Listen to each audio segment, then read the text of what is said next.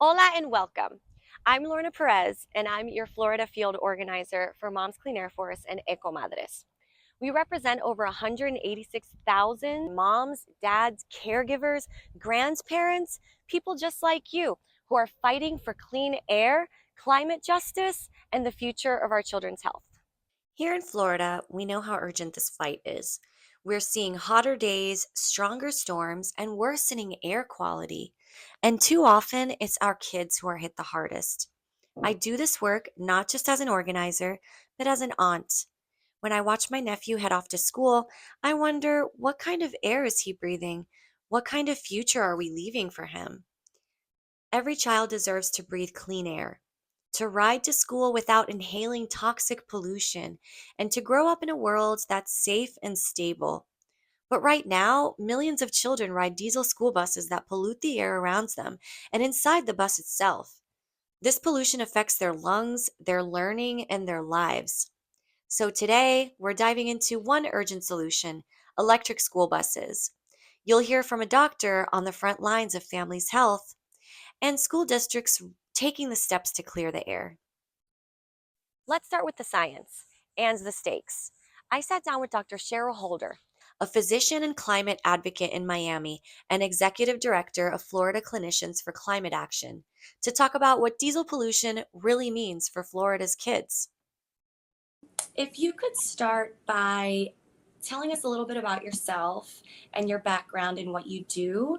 And in regards to that, what are you seeing in your work when it comes to how Florida's families and children are being impacted by pollution? Well, thank you for inviting me to be on this program. It's always great to talk about climate and health and all the pollution and how we can help our families. I am an internist, general internist, primary care. I spent my entire career working in underserved communities through a community health center framework of delivering care.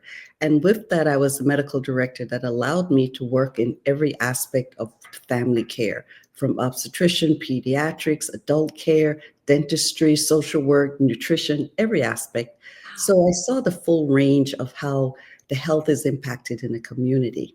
I'm also a professor of medical education, and so we teach a lot of this information to the community and to the new doctors that we're creating, hopefully for the next generation, to be able to understand fully this work. What am I seeing in the ground? Well, we know that the climate has changed. We know that the changes that we see, there are more extreme weather events, there's more pollution, there's more heat. And Mhm. with that, we're seeing an increase in numbers of complaint of the body, the particular areas where pollution comes in, where you see lung problems, heart disease, and a myriad of health problems that come from pollution and heat and all the other changes we're experiencing. Definitely. It's actually tragic. It's, and you touched on health equity. You touched on, we know that children in low income and historically marginalized communities are at higher risk. And can you speak a little bit to that? And if you're seeing bigger impacts to the health of children in these communities? Well, absolutely. We know that there are folks that are more vulnerable because of where they live and where they work and the type of jobs they do and the type of environmental exposure that their bodies are going to face. We often see it in terms of race, but as I tell folks, the race really is a marker for how people who are forced to live in different conditions because of economic factors.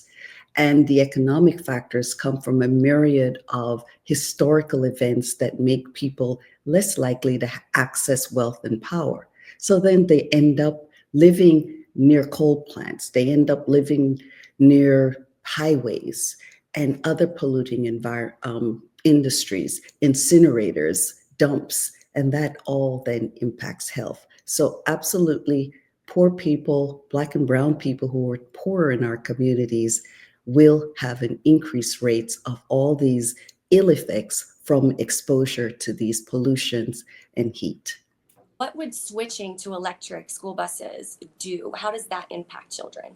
Well, first we got to say what our existing school buses are and why we see this as an opportunity to help our children day to day get clean air when they go to school, cleaner air when they go to school, when they're leaving school, and all that exposure. Such a great opportunity. We now run our school buses primarily with diesel fuel.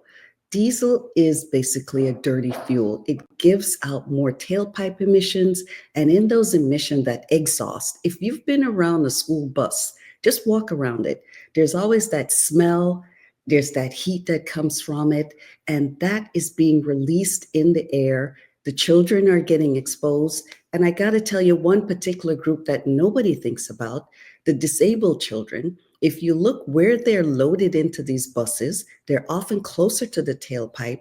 They have a lot of waiting to get on these buses, and their lungs are being exposed at a much higher rate than the other children. Plus, these buses tend to idle to keep cool, especially in Florida. They want to keep cool. So they idle a lot and release all these fumes. So if we have a chance to stop the fumes, and we know diesel exhaust is a carcinogen, it's been proven.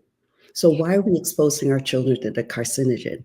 Plus, a lot of folks don't realize that one of the particles that's in diesel exhaust is a tiny, tiny particle. We call it a 2.5. It's like if you see a strand of hair, you can't even see it. It's like break the strand of hair into tiny, tiny pieces that you can't even see. Yeah.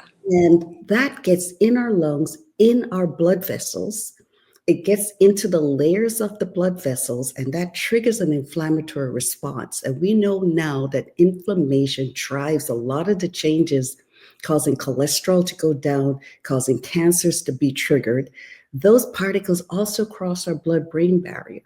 So we're exposing our children to exhaust that is carcinogenic, that's cancer causing, and inflammatory, and it triggers so much asthma and changes.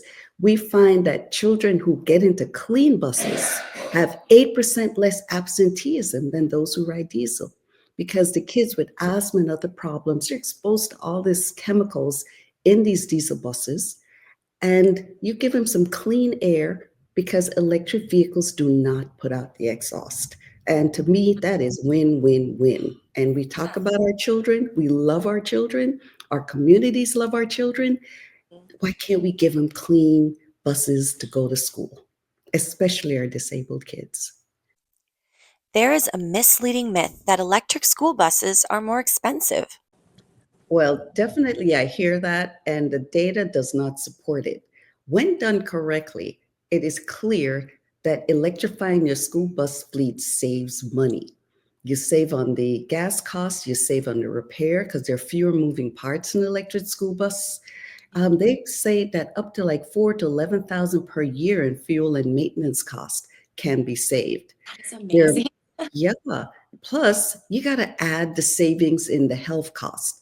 Folks like to just look at the cost of the machinery, but we want you to think about the cost of taking care of your kids, the school absenteeism, the asthma attacks, the amount of health impact, and then the long-term fear of carcinogenic exposure and cancer. So you add that all together, immediately you save money, and the Mhm. long term you save money on health costs. So really, and when it comes to our children, this is win-win, Yeah. cost wise and health wise. And what else is more precious than protecting our children? Wow, that is such an incredible point. When it comes to health costs, think about how much families are spending time, money, health insurance is through the roof for a lot of people, most people, and having to go to the doctor constantly and deal with these ailments for children. I mean, and Yeah, also the point you made about missing school. yeah, Once a school switches to an electric school bus, kids, like you said, are missing less days and yeah, they're able to concentrate more, you know? exactly. And Yeah, you know, people don't remember children are closer to the ground. yeah, And that means that their increased exposure is more concentrated because all this pollution goes down. And then you put heat on top of it, it increases the irritation of the pollution. So the kids are suffering so much more from what we and the adults higher up are not aware of. So it's so important that we clean the air that the children are going to school in and improve our air overall because kids pay a bigger price. Dr. Holder's message is powerful and urgent. Pollution is making our kids sick, but we can do something about it. Electric school buses produce zero tailpipe emissions, no diesel fumes, no asthma triggering particles, and they're cost effective too. In Florida, Hillsborough County is leading the way with the introduction of 20 electric school buses, thanks to a $7.9 million federal grant. These buses will serve specific inner city routes, benefiting underserved communities. Hi, I'm Nadia Combs, school member for Hillsborough County Public Schools, and we use electric buses. Recently, we received some grants, and we're really excited about using them. We know how important it is for the environment. Also, it's really great for students to learn about how you conserve energy, how we make sure that we think not just about our current students, but the future too. Electric school buses aren't just better for kids' health, they're smart for school districts. While the upfront cost can be higher, these buses save money over time. No diesel fuel to buy, fewer moving parts to repair, and lower maintenance costs. Fewer breakdowns means more reliable rides for families and less stress for transportation teams. Communities hit hardest by pollution, those near highways, busy roads, and industrial zones, are also those with the highest asthma rates. That's why electric buses must be prioritized for these neighborhoods. Environmental justice isn't just fair, it's urgent. Across Florida, Republican led districts like Polk County and Pasco County are also beginning to invest in electric buses, showing that clean transportation is a bipartisan priority.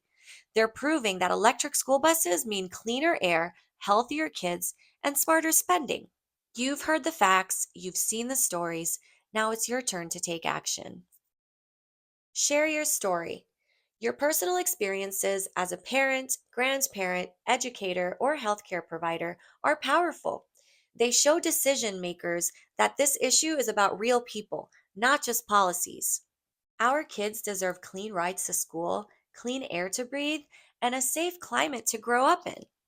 Let's clear the air together.